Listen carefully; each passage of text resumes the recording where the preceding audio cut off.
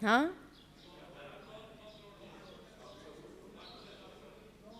100 करोड़, 900 करोड़, लेकिन मैंने कहा ना 47,200,000 समथिंग है, मुझे पूरा फिगर याद नहीं है।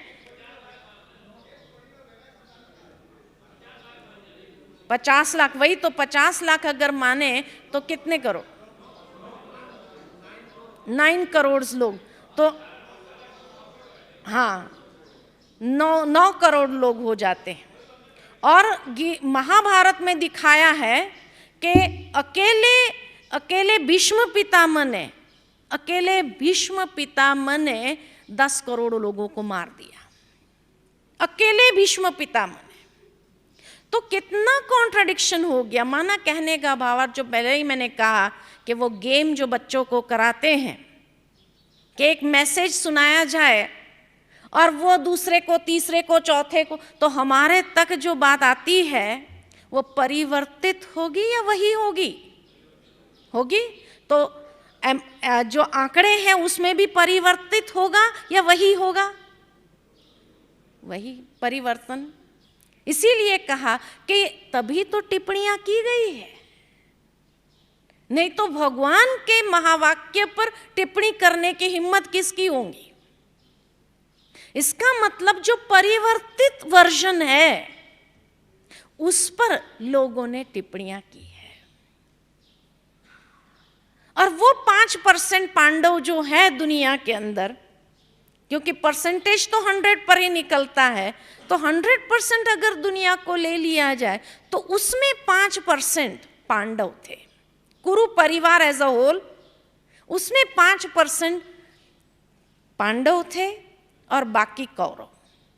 और वो 5% जो पांडव थे, पांडव माना धर्म पक्ष के वाचक, उसमें युधिष्ठिर कितने थे? युधिष्ठिर माना युद्ध जैसी परिस्थिति में भी जो स्थिर बुद्धि, स्टेबल माइंड वाले लोग आज दुनिया के अंदर कितने परसेंटेज में होंगे? ओनली 1%। अच्छा, भीम कितने? भीम माना शक्तिशाली आत्मा, कोई भी बात उसके सामने आए चीर के फेंक देता था, है ना। भावार्थ ये इतने शक्तिशाली विल पावर। आज की दुनिया के अंदर विल पावर वाले कितने परसेंटेज लोग होंगे? ओनली 1%। स्ट्रॉन्ग विल पावर वाले ओनली 1%। तीसरे अगर देखा जाए अर्जुन माना अर्जन करने का भाव जिसके अंदर हो, अर्जन करने का भाव, जो भगवान ने कहा स्वीकार किया, जी हाँ करके आगे बढ़ा। तो आज ज्ञान को अर्जन करने का भाव कितने लोगों में होता है? ओनली 1%। ज्ञान को ग्रहण करने की ताकत कितने लोगों में होती है? ओनली 1%। नकुल जो नियमों में, सिद्धांतों में बहुत पक्का था, तो आज सिद्धांतवादी जीवन जीने वाले कितने परसेंटेज लोग होंगे? ओनली 1%। और 5वां था सहदेव, कि ईश्वर को सहयोग देने वाला, सहयोगी बनने वाला, निस्वार्थ भाव से बिना किसी अपेक्षा से सहयोग देना, कितने परसेंटेज लोग होंगे? आज दुनिया में सहयोग देने वाले तो बहुत होते हैं, लेकिन नेम प्लेट जरूर लगनी चाहिए, या मेरा मान जरूर होना चाहिए, सम्मान जरूर होना चाहिए, इस भावना को लेकर के होते हैं।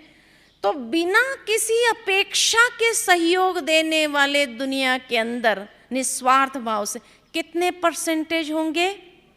ओनली 1%। ये 5% पांडव है।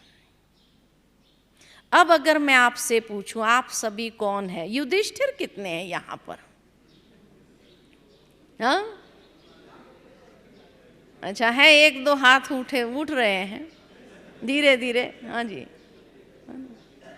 अच्छा, जो समझता है हम भीम हैं, strong will power, strong will power वाले कितने लोग हैं? अच्छा है, धीरे धीरे अपने आप को एनालाइज कर रहे हैं। अच्छा, जो समझते हैं हम अर्जुन है, ज्ञान को ग्रहण करने के लिए बैठे हैं। अभी तो सब अर्जुन है ना, अभी कौन बैठे हैं यहाँ? जो अर्जुन नहीं वो तो बाहर है, घूम रहे हैं। अर्जुन है वही तो यहाँ बैठे हैं, है कि नहीं? अच्छा, जो समझते हम नकुल है, सहदेव है ना? लेकिन इस वक्त जो मैं देख रही हूं कि आप सभी अर्जुन हो, पांडव हो, ये गारंटी है। आप भगवान से प्रीत रखने वाले हैं, इसीलिए तो यहां पहुंचे हैं, नहीं तो पहुंचते थोड़ी थे। तो प्रीत बुद्धि तो हो ही, और उसमें भी अर्जुन है इस वक्त आप। अच्छा, दूसरी और कौरव कौन है ना? कौरव माना अधर्म पक्ष के वाचक। धृतराष्ट्र अर्थात जो राजसत्ता, बाहुबल और भूमि के अभिमान से युक्त, और गांधारी जो देखते हुए देखना नहीं चाहती थी।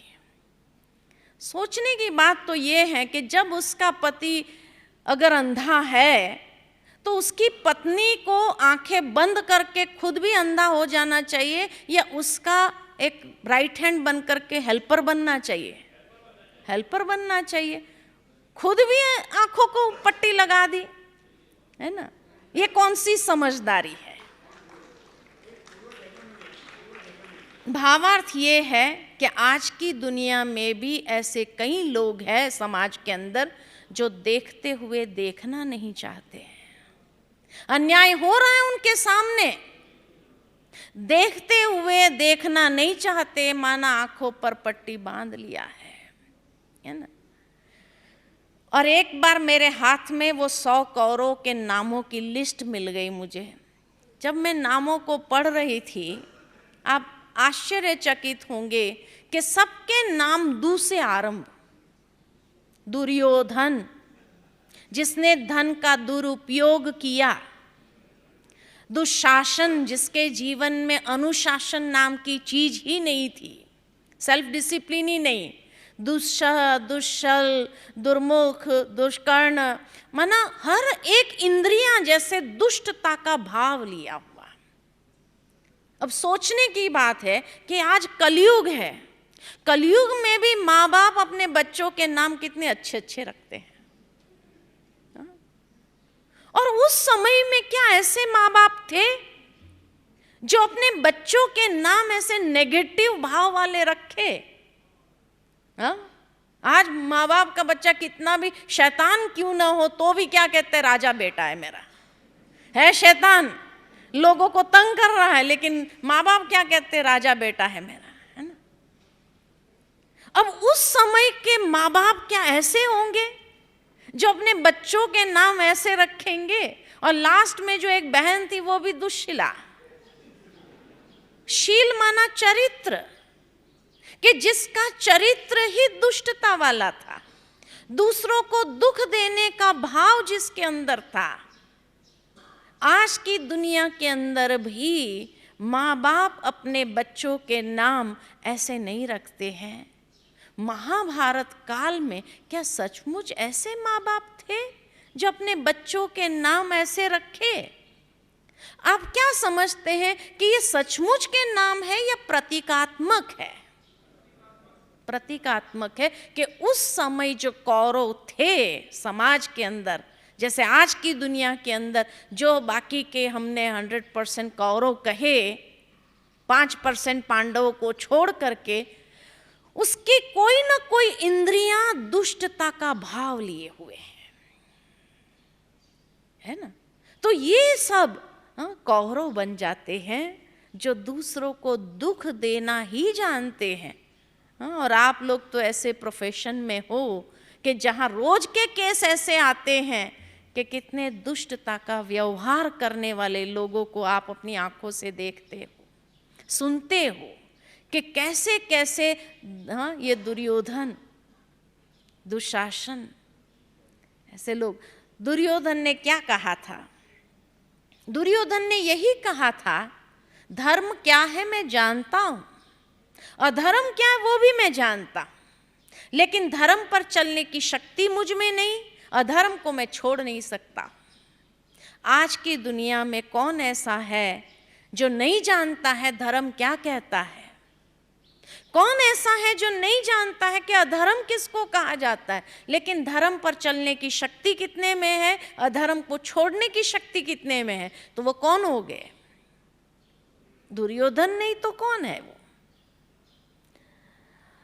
तो यही आज की दुनिया के अंदर भी जो दुष्टता का भाव लिए हुए अधर्म पक्ष के वाचक कौरव, ये 100 कौरव, तो 100 कौरव और 5 पांडव, तो कम से कम आप तो भाग्यशाली हो जो पांडवों की लिस्ट में तो आ गए, उस गिनती में तो आ गए। मुबारक हो आप सब पांडवों को, है ना। और ये गीता का जन्म कहाँ हुआ था? तो कहा कुरुक्षेत्र के महायुद्ध के बीच हुआ, जहां आमने सामने सेनाएं खड़ी है, शंखनाद गूंज उठा है, युद्ध की उत्तेजना से सारा कोलाहल वाला वातावरण बन गया है, सबके हृदय में एक प्रकार का भय है। और ऐसे समय पर अर्जुन ने कहा भगवान को, मेरा रथ जो है दोनों सेनाओं के बीच में ले जाओ और मैं देखना चाहता हूँ अच्छी तरह से सेनाओं को। और देखने के समय जो है फिर अपना विषाद शुरू किया उसने, और भगवान ने उसको ज्ञान देना शुरू किया। अब सोचने की बात है कि भगवान, क्या ये युद्ध का मैदान अगर है, क्या ये सही जगह है ज्ञान देने की? सबसे पहली बात तो ये है, क्या ये सही जगह है? और चलो अगर फिर भी अर्जुन ने पेशेंस रखी हो और ज्ञान सुनना शुरू किया, तो क्या दुर्योधन में इतनी पेशेंस होगी कि 18 अध्याय वो सुनाने तक वो खड़ा रहा होगा? क्या कहेंगे आप? इसका मतलब ये कुरुक्षेत्र माना कर्म क्षेत्र का मैदान है, जहाँ जीवन के अंदर जो संघर्ष आते हैं, युद्ध करते रहना पड़ता है, और युद्ध करने के समय ही ज्ञान की यानी विवेक की ज़रूरत है। तो ये आध्यात्मिक विवेक, यही गीता का ज्ञान है। जब उस आध्यात्मिक विवेक को हम जीवन में लेकर के चलते हैं तो हर संघर्ष को पार करना सहज हो जाता है। इसीलिए कहा कि ये कुरुक्षेत्र का मैदान एक हरियाणा प्रदेश का मैदान नहीं है। वहाँ जाकर के हम देख के आए, बहुत छोटा मैदान है, वहाँ इतनी सेना खड़ी भी नहीं रह सकती है। लेकिन एक कुरुक्षेत्र हम सबके भीतर भी है, हमारी अंतर चेतना में है, जहाँ अच्छाई और बुराई के बीच में निरंतर युद्ध चलता है। और आज हर एक के जीवन में भी अच्छाइयाँ बहुत कम होती है, पांडव वृत्ति बहुत कम होती, कौरव वृत्ति अधिक होती है। तो ये भीतर की अंतर चेतना की बात है और एक मनोयुद्ध की बात है। और इसीलिए जो पहला अध्याय है अर्जुन के विषाद का, अब सोचने की बात तो ये है कि अर्जुन जैसा एक वीर योद्धा जिसने अनेकों युद्ध अकेले हाथ जीत लिए, महाभारत के समय उसके नर्वसनेस का कारण क्या था? क्या उसके रिश्तेदार भीष्म पितामह द्रोणाचार्य जी उसको देख करके नर्वस हो गया? नहीं, क्योंकि उसका सामना उसने पहले भी किया था। अज्ञातवास में जब दुर्योधन को डाउट आया कि पांडव लोग वहां छुपे हुए हैं, विराटनगर के राजधानी भी छुपे हुए हैं, और इसीलिए उन्होंने सेना लेकर के आक्रमण किया, उस समय उस सेना में भीष्म पितामह द्रोणाचार्य जी सब गए थे। कथा आप भी जानते अच्छी तरह से। उस समय अर्जुन ने अकेले हाथ भीष्म पितामह का भी सामना किया, द्रोणाचार्य का भी सामना, सबका सामना कर लिया था उसने और विजयी हो गया था।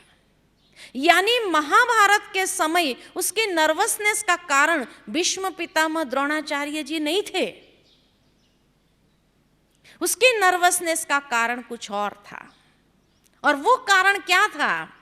तो जैसे आज एक जज हो और वो निष्पक्ष होकर के जो भी केस उसके सामने आता है, सुनवाई होती है, और उस सुनवाई के हिसाब से सारा अपना जजमेंट लिख करके देता है कि भाई इतने साल की जेल, उम्र कैद की जेल, या कारावास के या जिसको कहे फांसी की सज़ा, जैसा केस जिसका होता है उस अनुसार अपना जजमेंट लिख करके देता है।